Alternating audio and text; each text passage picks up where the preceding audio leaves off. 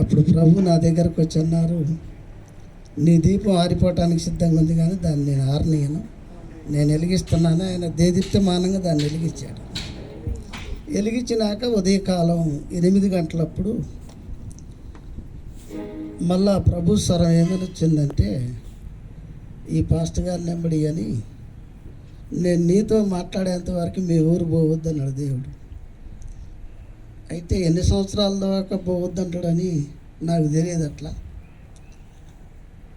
అక్కడే ఉంటూ ఉన్నాను. ఏ రోజు కూడా 1 సంవత్సరం అయిపోయింది, 2 సంవత్సరాలు అయిపోయింది, 3 సంవత్సరాలు అయిపోయింది, 4 సంవత్సరాలు అయిపోయింది. ప్రభు బాగుంటలేదు, నేను బాగుంటలేదు. అయ్యగారు వాళ్ళు అంటున్నారు, నువ్వు పిరికోడివి, మీ ఊళ్ళో కూడా దేవుడు ఉంటాడు పోరా అంటున్నారు. దేవుడు ఎన్నే ఉండవు అంటున్నాడు, నేనేవాడిని. ఒక మాట చెప్పడం వచ్చేది, నువ్వుతో పిరికోడివి అని అన్నం పెట్టడం అని బంద్ చేశారు పోవాలని. అన్నం అక్కడ మంచి బాదం చెట్టు ఉండేది, ఆ కాయలన్నీ కొట్టుకొని మంచిలు తాగి ప్రార్థన చేసుకునేది. 5 సంవత్సరాలు అన్నం ఎప్పుడు తిన్నామో చెప్పాలంటే చెప్పలేము, జ్ఞాపకం లేదు. 5 సంవత్సరాలు అట్లా ప్రభు చదువుకోలేదు ఏమి. ఆ తర్వాత 5 సంవత్సరాల తర్వాత ప్రభు అన్నారు, నువ్వు వెళ్ళి నా సేవ చేయాలా అంటే, నాకు చదువు రాదు ప్రభు అన్నాను. నేను ఇస్తున్నాను పో అన్నాడు దేవుడు. బైబిల్ చదవటం వస్తుంది కానీ కలం పెట్టి రాయటం రాదు. అయితే ఒక స్థలం కొని మందిరం కట్టాలా నువ్వు అని ప్రభు చెప్పారు. దానికి ఎవరిని పిలుద్దామన్నా నాకు చదువు రాదని నన్ను ఎవరు పిలిచేటోళ్ళు గారు. అట్లా చాలా ఇబ్బంది పడేటోడిని. ఎవరు దగ్గరకు కూడా రానిచ్చేవాళ్ళు గారు. అప్పుడు ఏం చేయాలని ప్రార్థన చేస్తున్నాను. ప్రార్థన చేస్తున్న సమయంలో జిఆర్ పురుషోత్తమయ్య గారు ఒక పొలంలో నిలబడి నా దగ్గరకు రమ్మని చేతులెట్టి చాపి, చాలా మరి జిఆర్ పురుషోత్తమయ్య గారు ఏడంటాడో మనకి తెలియదు, బైబిల్ స్కూల్ ఏడంటుందో మనకి తెలియదు. 3 రోజుల తర్వాత ఒక పాస్టర్ గారు వచ్చి ఒక ప్రవచనం చెప్పారు. నాకు ఈ కళ వచ్చినాక, నిన్ను జడ్చర్ల పంపిస్తున్నా, నువ్వు వెళ్ళవని అప్పుడు పాస్టర్ గారు చెప్పారు. ప్రవచనం చెప్పారు. ప్రవచనం చెప్తే ప్రవచనాన్ని కళని నేను చాలా బాగా నమ్ముతాను. అప్పుడు ఇక జడ్చర్ల రావటం జరిగింది. మా భార్యకి చదువు రాదు, నాకు చదువు రాదు. అమ్మగారు వాళ్ళు మంచిగా చక్కగా మాకు చదువు చెప్పటం, బైబిల్ నేర్పించటం చాలా చక్కగా తెరపిదిచ్చారు. అక్కడి నుంచి మరి బైబిల్ స్కూల్ ముగించుకొని సేవకి వెళ్ళిన తర్వాత మరి ఒక స్థలంలో మందిరం కట్టాలని ప్రభు చెప్పినప్పుడు 2007లో ఆ మందిరానికి పునాది వేయాలంటే ఎట్లా ఎవరు రావాలా ఏందని చూస్తే కూడా ఎవరు వచ్చినట్టుగా ఏమీ అనిపించలేదు. నేనే దానికి ప్రార్థన చేసి పునాది వేశాను. కొంత పని జరిగిన తర్వాత ఏమైందంటే కళ్ళు కాని రాకుండా పోయినాయి, కళ్ళు పోయినాయి. ఆ తర్వాత ఇక చనిపోతానేమని అనుకుంటూ ఉన్నాను. అప్పుడు మా పాస్టమ్ గారితో చెప్పాను, ఇక రా అన్న. దగ్గరకు వచ్చింది, కళ్ళు గారు రావట్లేదమ్మా, చనిపోతానట్టుంది, మరి నేనైతే వెళ్తున్నాను కానీ మీరున్నన్ని రోజులు పరిశుద్ధంగా బతికిరండి అని చెప్పాను. అంటే అట్టేం కాదు నీకేం కాదు, ఏం కాదు అన్నది. అంటే అప్పుడు అట్లేం కాదు, నీకేం కాదు, భయపడబాకు అన్నది. సరే అని అలాగా ఒక ఇద్దరు మనుషులు పట్టుకొని చాలా దూరం నడిపించారు. కళ్ళు కానీ రావట్లేదు. ఆ తర్వాత ఇంటికి పోయి కట్టి పడుకున్న తర్వాత పెద్ద సైతాన్ని వచ్చి నిలబడి హాహా అని నవ్వింది. నవ్వితే నువ్వు చచ్చిపోతాను అనుకుంటే సావలేదు కదా అని నవ్వింది.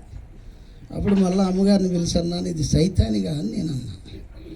అప్పుడు సైతాన్ అంటే సరిగ్గా మనకు తెలియదు. ఇప్పుడు సైతాన్ కదా మాట్లాడింది అని చెప్పి అన్నాను. తర్వాత చిన్నగా మళ్ళా అక్కడ పునాది వేసిన కాడికి పోయి అక్కడ కూర్చొని చిన్న పాట ఒకటి, ప్రభు నా హృదయంలో ఒక ధ్యానం పెట్టాడు. కొన్ని వాటర్ అయినా ప్రభు నా హృదయంలో ఒక ధ్యానం పెట్టాడు. ఎందుకంటే ఈ ప్రభు చేసినవన్నీ తలుసుకుంటే ఎంతో చాలా దుఃఖం అవుతుంది. చాలా దుఃఖం అనిపిస్తుంది. అక్కడ కూర్చున్న తర్వాత ప్రభు యెషయా ప్రవచనం మరి 43వ అధ్యాయాన్ని నన్ను పిలిచినప్పుడు నువ్వు లేచి ఈ అధ్యాయం చదువుకో అన్నారు. అప్పుడు ఆ 43వ అధ్యాయంలో ఏముందో అని లేచి మళ్ళీ ఈ శోధన వచ్చిన తర్వాత 43వ అధ్యాయంలో ఏముందని చూశాను. చూస్తే అప్పుడు యాకోబుని గురించి ఉంటుంది. అప్పుడు నా హృదయంలో ఒక చిన్న పల్లవి మొదలైంది. ఇక దాన్ని పాడుకుంటూ అలా కూర్చున్నాను. అలా జరిగింది. అదే పాట పాడదాం పెద్దలు ఎదుట. దానికి కొన్ని వచనాలు నేను చేశాను.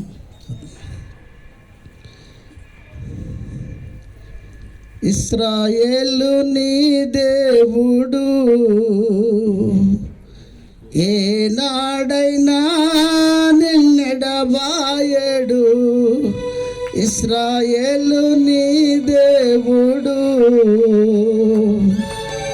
ఏనాడైనా నిన్నెడబాయడు. శోధన వచ్చినా వేదనలెదురైనా, శోధన వచ్చినా వేదనలెదురైనా, వేదనలెదురైనా అందమే వచ్చినను ఆరని అగ్నిల వేసినను, అందమే వచ్చినను ఆరని అగ్నిల వేసినను. ఇశ్రాయేలు నీ దేవుడు ఏనాడైనా నిన్నెడబాయడు. ఇశ్రాయేలు నీ దేవుడు ఏనాడైనా నిన్నెడబాయడు. ఆ శద్రకు మిషకును అబేద్నెగోగును, ఆ శద్రకు మిషకును అబేద్నెగోగును అగ్నిల వేసినను ఆరని అగ్నిల వేసినను, అగ్నిల వేసినను ఆరని అగ్నిల వేసినను. నాలుగో వాణిగా నీ ప్రభు అయిన యేసే, నాలుగో వాణిగా నీ ప్రభు అయిన యేసే నడుచుచున్నాడు, అగ్నిలో తిరుగుతున్నాడు, నడుచుచున్నాడు, అగ్నిలో తిరుగుతున్నాడు, తిరుగుతున్నాడు,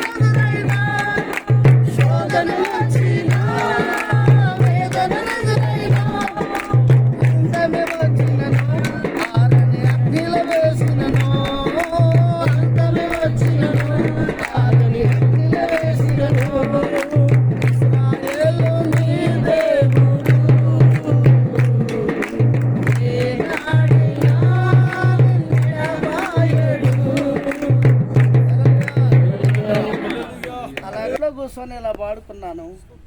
ఇంత మట్టి కలం పెట్టి రాయలేదు. 2007లో నుంచి మా సంఘంలో పాడుతూనే ఉన్నాం. కలం పెట్టి ఎవరు రాయలేదు ఇంతవరకు. అది నా హృదయంలో రాసుకున్నాను, వాళ్ళు అలాగే పాడేస్తున్నారు.